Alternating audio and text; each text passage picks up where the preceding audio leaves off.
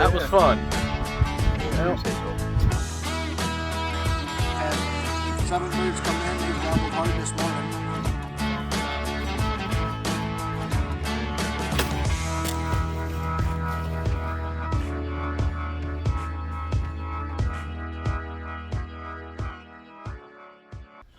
All right, guys, so we're going to go ahead and move on to the deer calling section of it. Whitetail deer is a real big thing in all the hunting realms, no matter where you're from. Hunting a type of deer is, just a religion in most spots. I know people that take deer hunting off every year. I know people that have restructured their weddings so that they wouldn't interfere with hunting season. All right, I would do that as well. I straight up told my wife when we got married that it can't be anywhere near the fall because that's my time. It's my time. I don't care. We'll do it in the summer. It's gonna be my wife, nothing. It's my time. So we got a doe bleat can.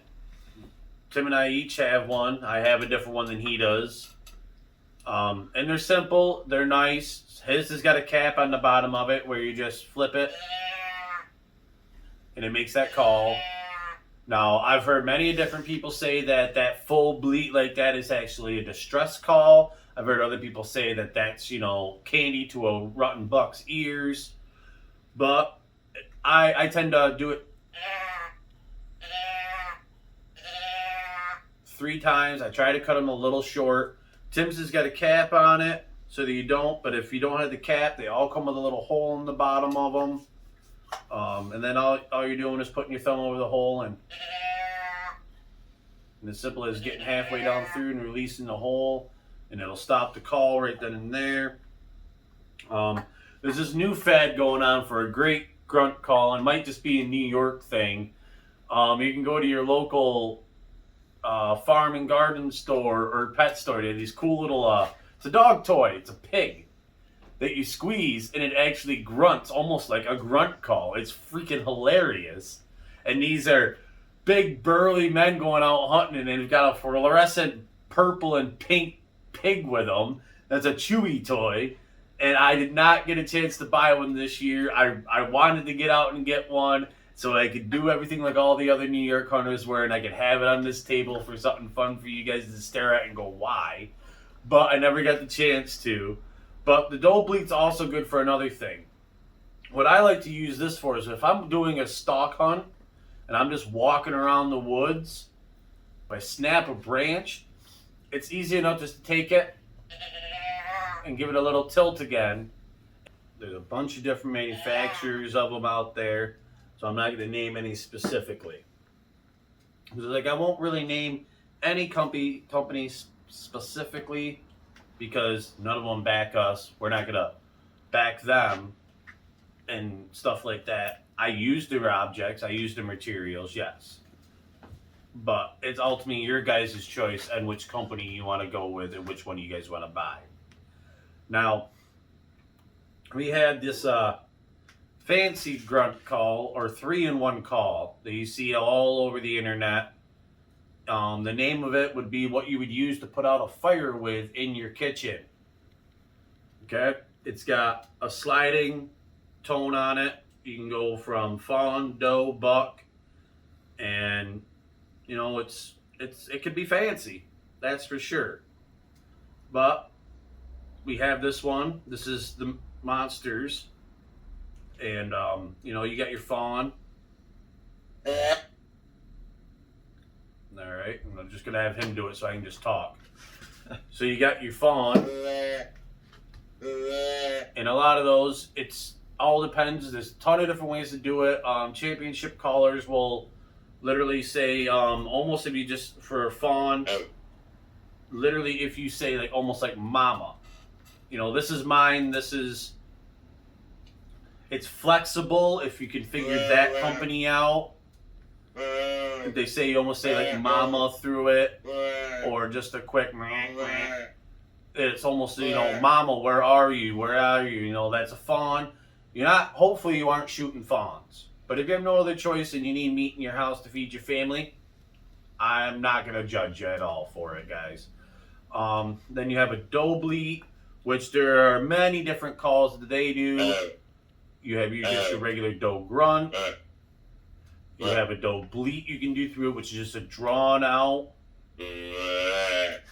Now, as you can see with his hands, what he's doing there, and he's mimicking the mouth movement of the animal. And that's what you want to do with any of your calls, whether it be duck, geese, deer. You want to try to mimic the way that the sound would actually come in and out of the animal. That's a buck. That would be usually what you'd use during rut, or if one gets close. The deeper the tone and the more raspy it is, it generally tells you that it's a bigger animal. So if you've got a 4-point sitting out there, and this is your last, obviously everybody's going to give crap about shooting a 4-point. You know what? If the body is big enough and there's plenty of meat on it, I say put it in the freezer. Especially if it's the last day. Right. Don't pass, as I said in many videos, don't pass something on the first day that you would take on the last day. Why? Because you may never see anything again the rest of the year. This year in upstate New York, garbage. There's going to be a lot of people that have harvested a lot of deer this year. There's people out there that didn't get nothing. And they sat every single day of hunting season and didn't see a damn thing. I was lucky enough to put away Alien and Buddy, as you guys seen on past videos. He was lucky enough to put away a doe this year, and that's all it is. It's you could be the best hunter in the world, and all it takes is one little thing in nature to go wrong, and your best hunting place that you've crashed deer in every year can be junk. Now, if you heard his call, the kitchen fire putter outer one, in buck, it's got a nice tone. It's great. Now the only thing I can find different between his, that they're about the same price range, they are, is that this one is popular. You see commercials for it everywhere. And then this one is a little bit louder. But it's because if you look at the channel size difference, his has a much smaller diameter on it than mine does. Now mine is set on buck as well. Oh no, that's doe. I'll set mine to buck. Now, you can hear his. You hear that, and then you can listen to this one.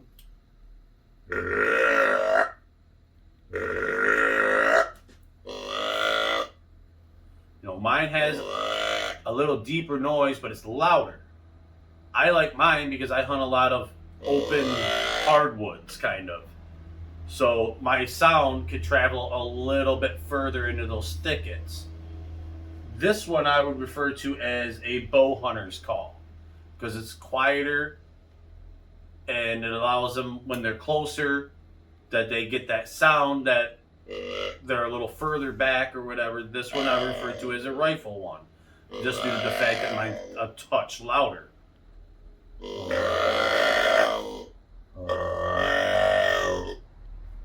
Okay. Now you can find these tube calls, grunt calls, whatever, and 1,001 variations. You get ones that you have to literally pull apart to move the O-ring. Ours both have sliding O-rings on them. I would suggest a sliding O-ring because it's as simple as just moving your thumb up or down, and you don't have to worry about sitting here and, pulling a damn thing apart and then getting in there and moving your O-ring up to where you specifically need it. You can literally just grab it, shove it up to the doe or to the fawn, or pull it down to the buck and be done with it. You go get your wheeze. And then I won't. Another effective one is the snort wheeze. Like his doesn't have a snort wheeze tube on it. But a lot of hunters will just do what he just did, which is just a simple snort wheeze. Just pushing air out, and that's all they're doing. Is it's kind of just like it's a screwed up growl, I would almost say. It's just to let other deer know they're there, or let the other ones that are near them know that they are curious or they're worried about something in this specific area. So mine came with a snort wheeze on it, and it's not hard to use. You literally just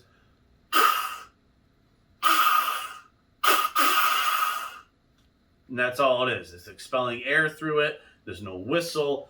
All it really is it gives it a nice channel, so it sounds like something that's coming out of a nasal cavity, and that's where they actually have a snort wheeze come from. That's why they call it snorting and not growling, because it comes through their nasal cavities and not out their mouth.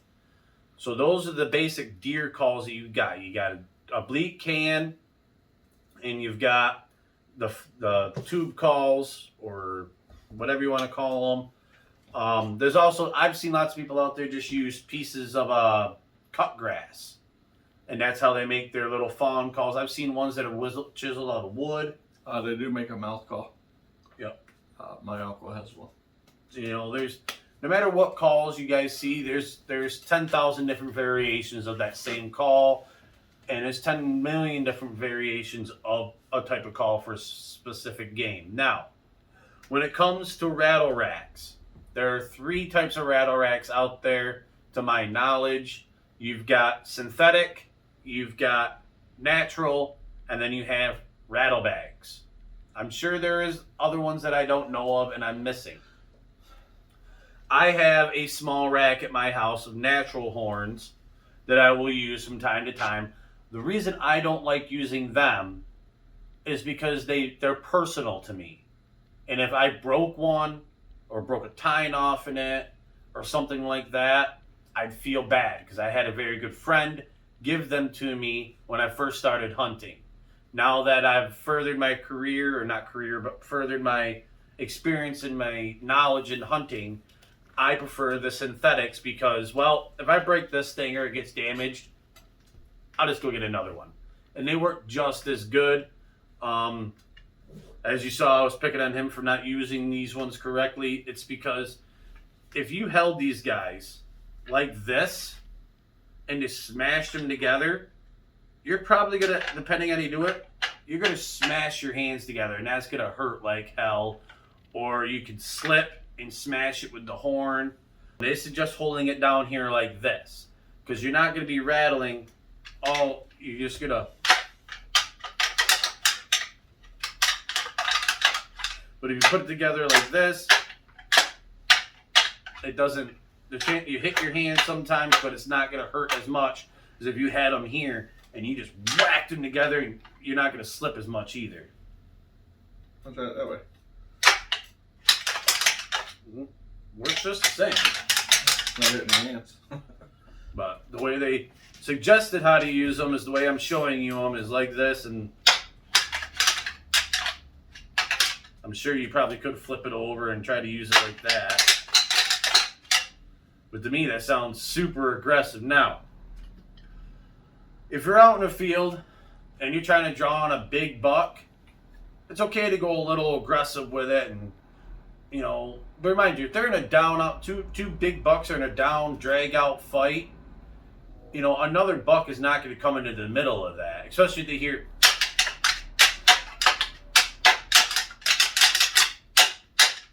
They're going to be like, screw that jazz. That's 2 30-point bucks going at each other, and I ain't got nothing I can do about them. But, so what I would suggest is just do sparring with them. Don't act like a knockdown, drag-out fight. Just spar. Just.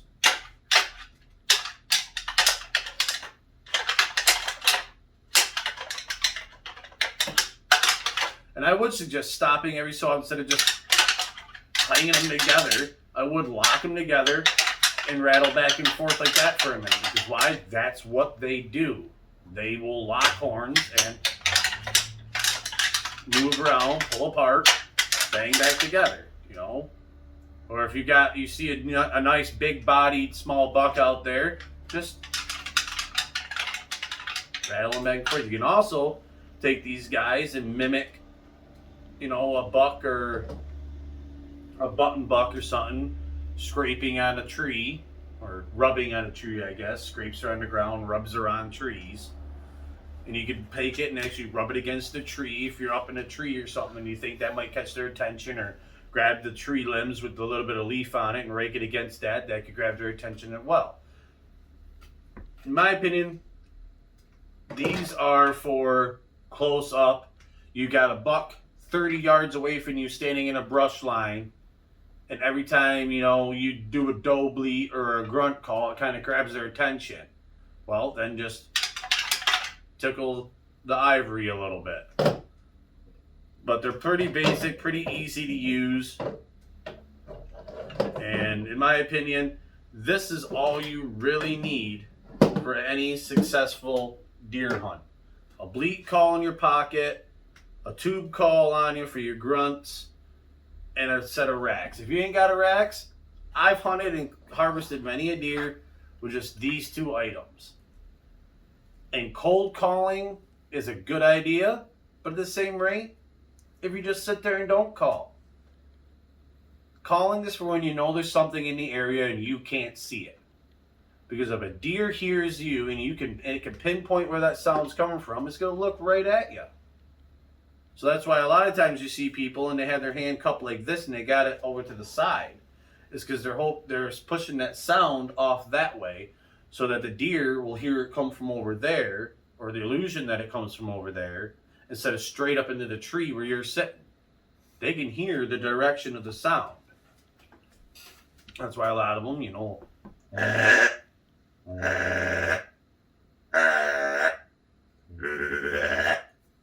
they'll cast it off to one side of them to the other, or they'll even, I've seen some deer hunters out there that'll bend their head and put it into the crook of their armpit and try to send the sound from behind them so the deer will go underneath them and try to give them that nice shot option that they need. But that's all I would suggest. You don't need to spend $1 million on them. These guys, I believe, cost me $25. This one cost you, I don't know, probably around the same, probably about $20, and that's the same price point as this one. It's about $20. I know it sounds like there's a lot of things, but I've also always said, guys, hunting is not a cheap sport to get into, but you can get out of it cheaper than most. As long as you look for your deals, save your money, shop at the proper time of year. Don't go out and buy all your new gear when hunting season's 2 months or 2 weeks away from now. Go out and buy your gear in the middle of summer, in the late spring, or just after hunting season's over with, because they're all going to want to get rid of that old gear, because all of these companies are going to come out with brand new gear for the next year. And they're going to try to convince you that that new camo they came out with this year is better than the camo that came out last year, even though all of our grandfathers and great-grandfathers went out there with a red flannel shirt on and a pair of jeans and sat at the base of a tree with a pipe hanging out of their mouth and smoking while they were taking their harvest. So, it's all due to your personal preference and what you finds out works for you. Now, when you do get your gear, and most of your gear and stuff like that, to make it last longer so you're not having to spend more money on more gear. Keep it away from your kids. Well, that, and take good care of it. Clean it and properly take care of it. Right. Every year when I'm done with season, no matter which season it is, whether I've been duck hunting, goose hunting, deer hunting, I take my calls apart. I not only do I sanitize them, because to tell you what, guys, the human mouth, it's disgusting. It is one of the dirtiest things on the face of this planet. A human bite is worse for you than a dog bite. Just think about that. And they eat rotten meat. Yeah, that's gross. So you take your call apart. I don't know if his call comes apart. I'm not going to tear it apart on him. But you take it apart and you just... Yep, it does. All right. You clean your reed. Clean this. Clean your mouthpiece. Clean your tubes. And then put them up for the season. Make sure you clean all your materials, because if not, you can get yourself sick. Or you can grow mold in these things. And it can be gross. Same with your duck calls, same with your geese calls. And especially same with some of your diaphragm calls that you use for turkey. Those things are directly in your mouth. And they will get grody quick. But clean your gear. You take care of your gun, you clean your gun, clean the rest of your stuff. You wash your clothes, you clean your guns, wash your gear, all of it. Calls, lanyards. You can, as far as I even go ahead and sometimes I'll pull off my good old slings and I throw them in the washer. You'd be surprised how much scent that these guys hold. You know, you got that thing slung over your arm, but half the time it's sitting right here in your armpit. Yuck. And if you're walking through the woods, you know you're sweating. Where do you think that sweat's going if you've got just a t-shirt on? If you've got a sweat stain, you got sweat on your sling. And that sweat is now on your sling, and that scent is there as well. So that's what we got for deer. It works good, works great, but silence is key if you're in the woods, guys, looking for a whitetail. Silence is the big key. And I'm not even going to go into the damn world of attractants and feed and food plots and all of that, because that, I could literally do a whole month of videotaping every day on different food plots and different feed setups and different everythings. Scent descents, and it's just crazy. Now we will be doing some food plot videos. Right, like we already have.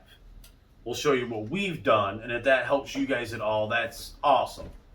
If it doesn't, I'm sorry. But this is what we have available, and this is what we take the time to do.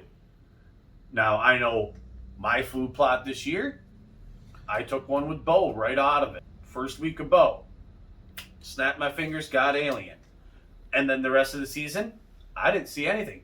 But I'd also only had a fall food, a late summer, early fall food plot, and no winter grazing options in there.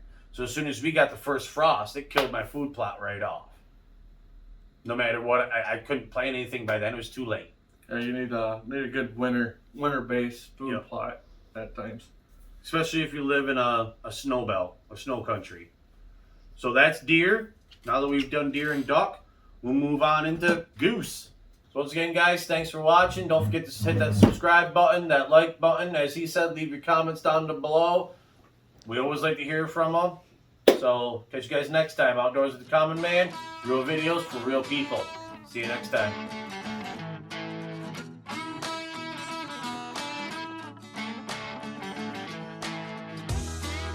Don't forget to stop by Worthington's for all your firearms and ammunition needs. When you stop by, mention Outdoors with the Common Man and receive a 5% discount off in your order. Thank you. Hey guys, if you like good food, good times, and good people, don't forget to check out the Montague Inn in Montague, New York, on the top of Tug Hill. Mention OCM or Outdoors with the Common Man, and also mention Tug Hill Annie, and you guys are going to receive a 10% discount on your stay at the hotel or your food bill or your bar bill. Just mention Outdoors with the Common Man and Tug Hill Annie.